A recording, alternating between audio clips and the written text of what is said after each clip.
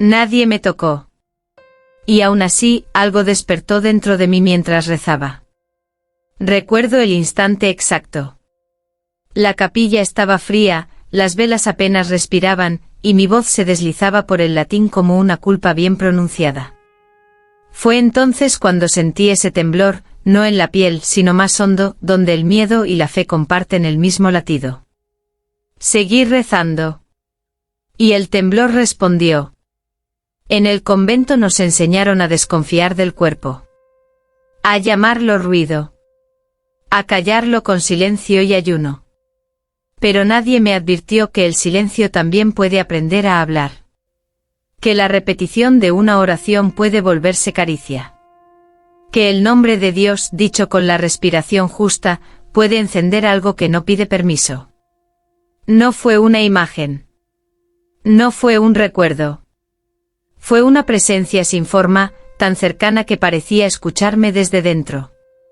Cada palabra sagrada caía como una gota lenta, y yo sentía como el deseo, ese enemigo jurado, se arrodillaba conmigo. No para huir. Para quedarse. Abrí los ojos. El altar seguía ahí. La cruz inmóvil. Nada había cambiado, excepto yo. Mi pulso era una confesión. Mi calma, una mentira bien ensayada. Comprendí entonces que hay deseos que no nacen del pecado, sino del miedo a sentirlos. Esa noche no dormí. Me arrodillé otra vez, buscando castigo o alivio. Y cuando pronuncié la última oración, el deseo respondió como si supiera rezar mejor que yo. Desde ese día, cada plegaria trae consigo una promesa peligrosa, que lo sagrado también puede arder. Nadie lo escribió. Nadie lo firmó con sangre ni con tinta. Pero todos lo conocían. En el convento existía un voto que no aparecía en los libros sagrados. No lo enseñaban los superiores. No se pronunciaba en voz alta. Se aprendía observando, bajar la mirada un segundo de más, apretar los labios al rezar, contener el aliento cuando el cuerpo pedía algo que el alma fingía no escuchar. Ese voto decía una sola cosa: si sientes deseo, entrégalo a Dios, pero no lo nombres jamás. Yo lo descubrí una madrugada, cuando encontré a Fray Esteban rezando de rodillas, empapado en sudor, con los ojos cerrados y una paz extraña en el rostro. No parecía estar luchando. Parecía estar ofreciendo algo. Algo íntimo. Algo vivo. Cuando abrió los ojos, me miró como si yo también supiera. Desde entonces comencé a notar los detalles. Las confesiones demasiado largas. Las manos que temblaban al tocar el rosario. El silencio espeso después del amén. Nadie hablaba del deseo, pero el deseo estaba en todas partes, respirando entre los muros, aprendiendo nuestras rutinas, memorizando nuestros rezos. Una noche me arrodillé frente al altar y pronuncié el voto en secreto. No con palabras, sino con intención. Sentí un alivio inmediato, y luego algo más profundo. Como si al reprimirlo, lo hubiera invitado a crecer. Comprendí entonces la trampa. No nos pedían pureza. Nos pedían silencio. Y en ese silencio el deseo se volvía devoto, obediente, peligroso. Porque lo que no se confiesa, no muere. Se transforma. Mi cuerpo dijo sí. Antes de que mi alma supiera que estaba preguntando. Comenzó con los sueños. No eran impuros ni explícitos. Eran sagrados. Coros sin rostro, manos de luz rozando el aire, una respiración ajena marcando el ritmo de la mía. Despertaba con el corazón acelerado y una calma peligrosa, como si hubiera sido absuelto de algo que jamás confesé. Durante el día, el convento seguía igual. Las campanas. El incienso.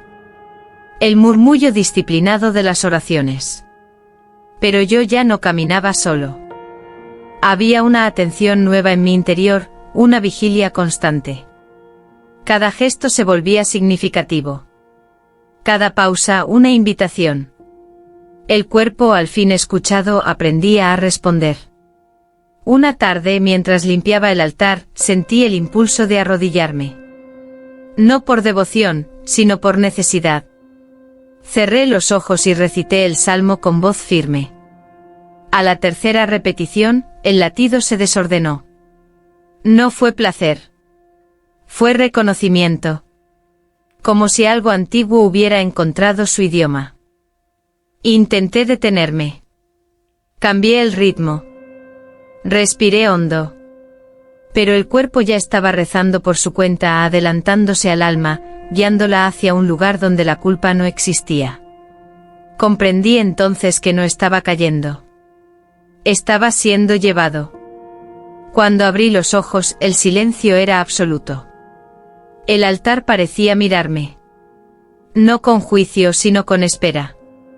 Me levanté temblando, sabiendo que había cruzado una línea invisible. Esa noche escribí en mi cuaderno una sola frase y la borré de inmediato. El cuerpo también cree. Desde entonces, cada oración llega tarde. Porque mi cuerpo responde primero. Nadie la vio llegar. Y sin embargo, desde esa semana, nadie volvió a rezar igual. No apareció en la capilla ni en los pasillos. No dejó huellas en el patio ni sombra en los muros. Pero algo cambió en el aire, como si una respiración nueva se hubiera mezclado con el incienso. Era una presencia suave e insistente que no pedía atención, la reclamaba. Fue Fray Lucas quien lo mencionó primero, casi en un susurro durante la cena. Dijo que había sentido un perfume distinto al arrodillarse, algo tibio, humano. Nadie respondió. Pero todos bajamos la mirada, porque ese mismo aroma ya nos había alcanzado. Esa noche la soñé. No tenía rostro definido. Solo recuerdo el contorno de su cuello, la cadencia de su voz rezando junto a la mía, pronunciando las mismas palabras con una intención diferente. No me tocó. Se acercó lo suficiente para que mi fe dudara de sí misma. Al despertar sentí vergüenza. No por el sueño, sino por el deseo de volver a él. Durante la oración matutina, noté como varios hermanos respiraban más hondo. Las manos se aferraban al rosario con una urgencia nueva. El silencio estaba cargado, como si alguien escuchara. Comprendí entonces que ella no necesitaba mostrarse. Su poder no estaba en ser vista, sino en despertar lo que ya habitaba en nosotros. No era tentación. Era reflejo. Esa mujer, si es que era mujer, caminaba entre las oraciones, alimentándose de miradas bajas y pensamientos prohibidos. Y cuanto más intentábamos ignorarla, más real se volvía. Porque lo invisible, cuando es deseado por muchos, termina existiendo. Si aquello era pecado, ¿por qué el alma se sentía tan ligera después? El cambio no fue brusco. Fue delicado, casi piadoso. Nadie cruzó límites visibles. Nadie rompió reglas escritas. Pero algo en la forma de rezar se volvió más lento, más íntimo. Las palabras ya no se decían para ser escuchadas por Dios, sino para ser sentidas por dentro. Durante la misa, noté cómo las voces se afinaban. No cantaban más fuerte, cantaban más cerca. El eco parecía acariciar las paredes y cada respiración compartida creaba una cercanía incómoda. Ya no rezábamos solos. Rezábamos juntos, incluso cuando no nos mirábamos. Comencé a esperar esos momentos. No con ansiedad, sino con una calma peligrosa. Arrodillarme se volvió un alivio. Cerrar los ojos, una entrega. En ese silencio espeso, el deseo no se imponía, se deslizaba, disfrazado de devoción. Y yo lo aceptaba como quien acepta una bendición inesperada. Una tarde, mientras confesaba, me di cuenta de algo inquietante, no sentía culpa. Podía nombrar cada pensamiento, cada estremecimiento, sin que el pecho se cerrara. El pecado había perdido su filo. Se había vuelto dulce. Comprensible. Casi necesario. Miré el altar y no pedí perdón. Pedí continuidad. Comprendí entonces el verdadero peligro. No era el deseo. Era la paz que traía consigo. Porque cuando el pecado se siente como gracia, ya no se combate. Se protege. Se justifica. Se convierte en fe. Y en ese instante supe que algo sagrado había sido corrompido. O quizá, revelado. No nació del cuerpo. Nació del miedo a sentir. Lo comprendí al escuchar al prior hablar de disciplina con una voz que no temblaba. Decía pureza, pero sus palabras pedían obediencia. Decía silencio, pero exigía entrega. Y en ese cruce de mandatos algo tomó forma, un deseo que no pedía permiso porque había sido bendecido antes de existir. El convento empezó a ordenar nuestros días con una precisión nueva. Horas exactas. Rezos exactos. Pausas exactas. La repetición era tan perfecta que anulaba la duda. Y cuando la duda muere, el deseo encuentra casa. No gritaba. Se arrodillaba. No exigía. Agradecía. Yo lo sentí una madrugada, al repetir una oración por quinta vez. El cuerpo se aquietó, la mente se rindió y entonces apareció esa certeza cálida: esto está bien. No era placer. Era aprobación. Una aprobación sin rostro, sin voz, sin juicio. El deseo se había vuelto santo porque ya no parecía mío. Observé a los hermanos. Caminaban rectos, miraban al frente, respiraban juntos. La armonía era inquietante. Nadie se tocaba, pero todos compartíamos algo íntimo, invisible, como un sacramento secreto. El deseo había aprendido a vestir hábito. A hablar en plural. A llamarse misión. Quise detenerme. Preguntarme. Pero la paz era demasiado convincente. Comprendí la trampa final: cuando el deseo se presenta como voluntad divina, resistirlo parece una blasfemia. Esa noche escribí sin borrar. Lo santo no siempre salva. A veces organiza el incendio. Y supe que el deseo había nacido. No para destruirnos. Para guiarnos. No fue un grito. Fue un susurro, y aún así, todo ardió. La confesión ocurrió un viernes, cuando el silencio pesaba más que de costumbre. El prior pidió que habláramos con el corazón limpio. Nadie se movió. Nadie respiró distinto. Hasta que Fray Esteban dio un paso al frente. Sus manos no temblaban. Su voz tampoco. Dijo que ya no sabía dónde terminaba la fe y dónde comenzaba el deseo. Dijo que rezar le producía una paz que lo asustaba. Dijo que había aprendido a ofrecer ese fuego interno como si fuera devoción. No pidió perdón. Solo pidió que alguien lo contradijera. Nadie lo hizo. Sentí como el aire se volvía denso, cargado de una verdad compartida. Uno a uno, los hermanos bajaron la cabeza. No por vergüenza, sino por reconocimiento. La confesión no había revelado un pecado individual. Había nombrado algo colectivo. Entonces hablé yo. No estaba planeado. Dije que el deseo no había llegado como tentación, sino como respuesta. Que nació cuando dejamos de escuchar al cuerpo y empezamos a obedecer sin preguntar. Que lo llamamos santo porque nos daba sentido. El altar crujió. No físicamente, pero todos lo sentimos. Como si algo antiguo se hubiera resquebrajado. El prior retrocedió un paso. Por primera vez su mirada buscó autoridad, y no la encontró. Comprendí entonces que la confesión no quema por lo que revela, sino por lo que une. Habíamos encendido el altar sin tocarlo. Con palabras. Con verdad. Y supe que después de esa noche ya no habría retorno. Rezamos como nunca. Y Dios no respondió.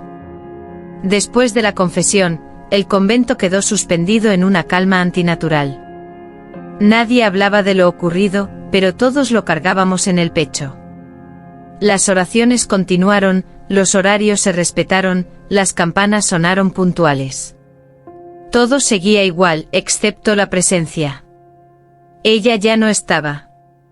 El perfume desapareció. La tibieza en el aire se extinguió.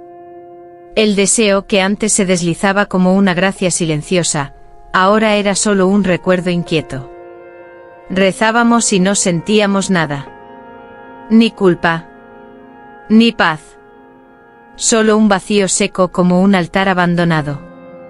Comencé a dudar. No de Dios, sino de nosotros.